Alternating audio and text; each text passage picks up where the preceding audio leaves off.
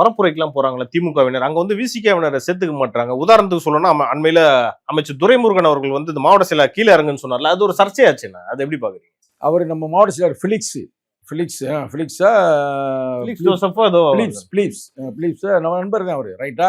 அவருக்கு வந்து அப்படி ஒரு சூழ்நிலை நிகழ்ந்தது. அதை வந்து நம்ம ஐயா வயது முதிர்ந்தவர், ரைட்டா? அவர் வேணுக்குன்னு செய்யல. அப்புறம் பேசியிருக்கிறாங்களே, என்கிட்ட பேசணும்ல அவர்கிட்ட. அது யதார்த்தமா அப்படி வரும்பொழுது பக்கத்தில் நிற்கும் போது, ஐயா எப்பயுமே ஒரு வயது முதிர்ச்சின்னு ஒன்று இருக்குல்ல, அதை நம்ம பெருசா எடுக்கல. ஆனாலும் உங்கள் கேள்வியை வந்து நாங்கள் புறந்தள்ள முடியாது, சும்மா தள்ளி விட்டு போக முடியாது.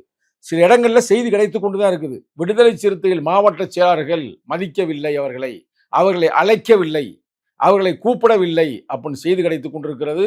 இது வந்து வெற்றியை பாதிக்கும். தமிழக முதல்வர் தளபதி ஸ்டாலின் அவர்களே, ரைட்டா?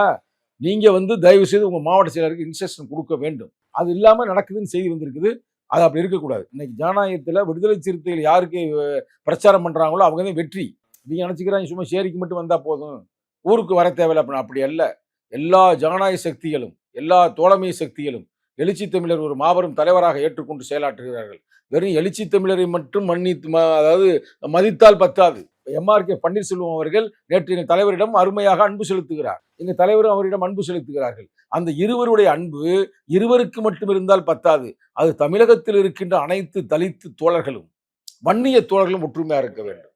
இப்ப எங்க தலைவரை பார்த்ததுமே எம்ஆர்கே பன்னீர்செல்வம் அவர் இருக்காரு, அதே மாதிரி யார் இருக்காரு? ஓபிஎஸ் இருக்கிறாரு.